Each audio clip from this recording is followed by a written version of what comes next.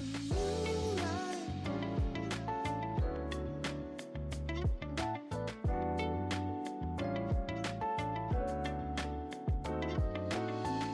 everyone, it's Shirley and welcome to another episode of the Moving Diaries. I know only one episode is out, but I hope you all have been enjoying it so far. So moving to a new place includes lots of furniture shopping, lots of furniture assembling, and interior design. And for furniture, I wanted to stick to neutral colors, so white, gray, wood, preferably like a medium wood like oak. Fortunately, I had a chance to collaborate with Fancyarn and receive a coffee table before I even moved. It did take a few months to get this video out, so I appreciate their patience. They sent me their rattan coffee table. They say that you can assemble this entire coffee table in 16 minutes. You can easily assemble the legs, shelves, and tabletop with a hex wrench. The coffee table is made of 100% solid oak wood. It says that this oak is 100 years old, which makes it more solid and durable, allowing the center table surface to hold up to 220 pounds. The bottom compartment is crafted of handmade Indonesian rattan. This compartment allows for storage space while adding very little weight to the coffee table. The rattan storage shelf supports up to 50 pounds. I really love the look of the rattan coffee table in our space. I think it looks great in front of our gray couch. And to match the solid oak, we got these bamboo table mats to protect the table when we're eating on the coffee table. It also looks great with this white tray that I put a candle and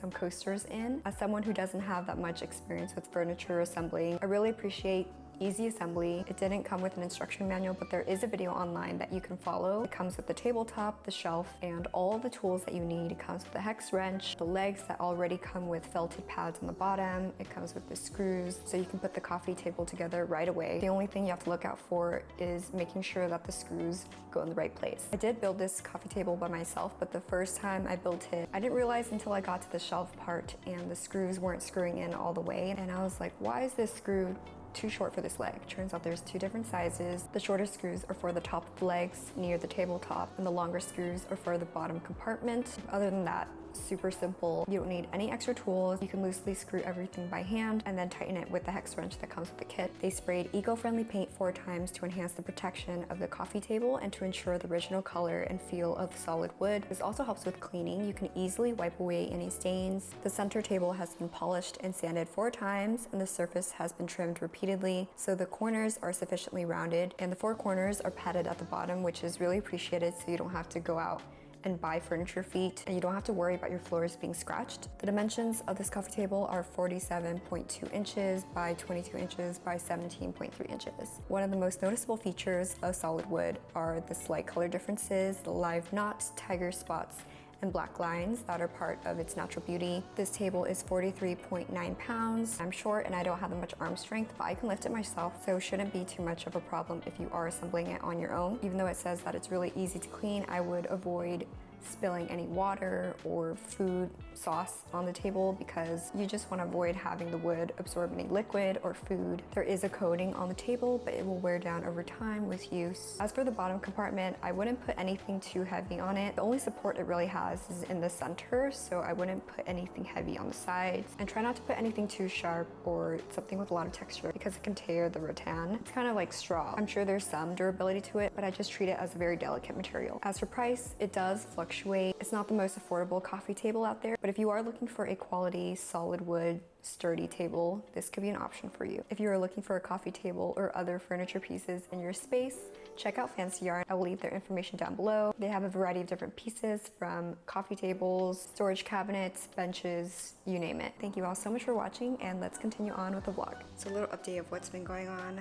I got a rash behind my ear. I'm not sure if you can see it, but it's been really itchy. My skin's like been flaking.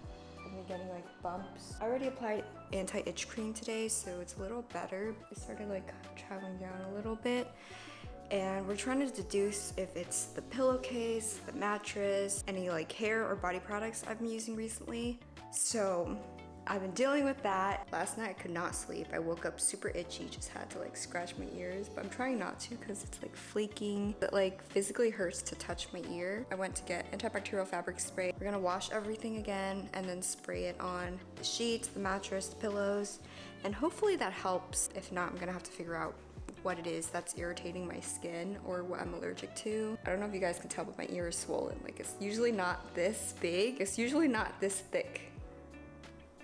Right now I'm about to heat up some queso and pour it over hot Cheetos. Hear me out. My coworker told me to try this. She said it's super good. It's like her comfort, guilty pleasure food. I don't have the regular hot Cheetos, so I'm trying it with hot Cheeto puffs. Since it's more airy, it'll be a little different, but I think it's still gonna be really good.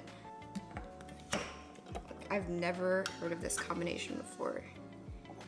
Just gonna pour a little bit, just very little. And I'm gonna heat this up. Moment of truth.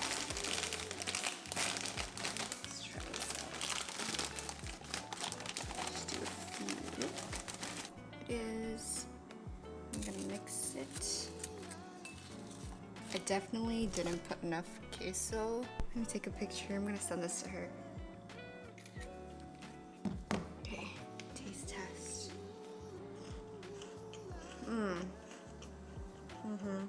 Oh, that is good. I think it would taste so much better with the regular hot Cheetos because it's like crunchier, and with the lime and hot ones, you get that zest. I just thought I would share this random food combination. Pretty bomb if you ask me.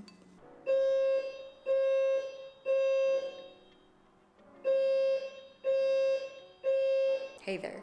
I feel like I haven't updated about the apartment progress in a really long time, and that's because we have a fiberglass situation. I don't even know where to start. It's been a tumultuous few weeks just trying to deal with it, get rid of it. Before I get into any of that, I'm gonna make myself a midday matcha, just a little pick-me-up, because I'm feeling pretty low energy today. Don't mind the mess. This is just the reality of dealing with contamination and not having a space for everything until you're sure that everything is clean. So if you're not familiar with fiberglass, basically it's a material used in a lot of mattress covers to prevent fires, and a lot of cheap mattresses have fiberglass in the mattress covers, which we were not aware of until we went through it ourselves.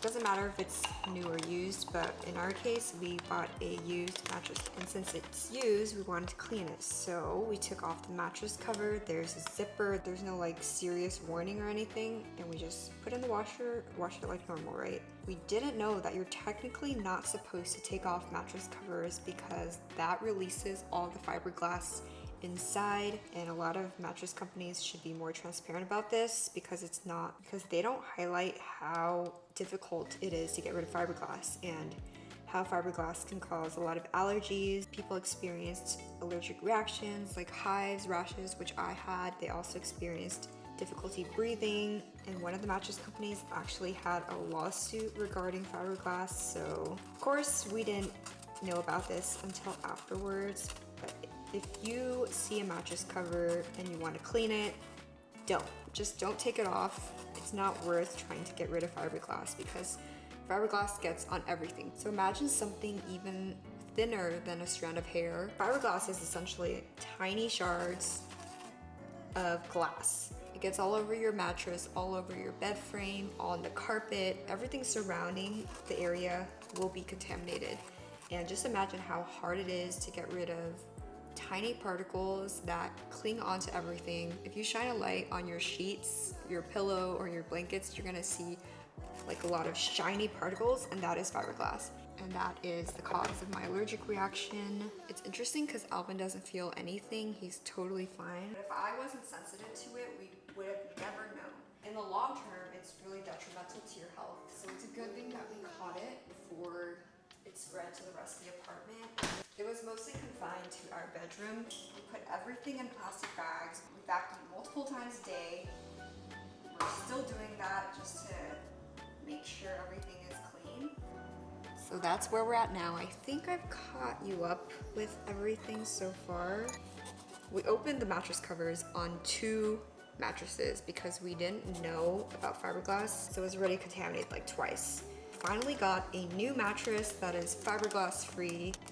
We've got brand new sheets, new pillows and pillowcases. Before we thought it was fiberglass, we thought maybe it was beauty products like my shampoo. So we even got baby shampoo. We got a new laundry detergent because maybe that could be it. So a lot of money was spent trying to figure this shit out. But I think We're finally getting to a point where it's under control. Of course, this whole thing is a very slow, tedious process, but at least we're making some progress and moving in the right direction. People who have had fiberglass contaminations just get rid of their clothes altogether, but we want to preserve our clothes and try to save as many pieces as we can. So we've been soaking our clothes in apple cider vinegar because apparently it helps to loosen the fiberglass particles on the fabric. And then we're running it through the washer with no detergent. And after every load, we self-wash and self-dry. So run the washer and dryer with nothing in it, just to get rid of any leftover fiberglass particles. It's a whole mess. And here is my midday matcha. Very unaesthetic workflow right now, but now I have some caffeine.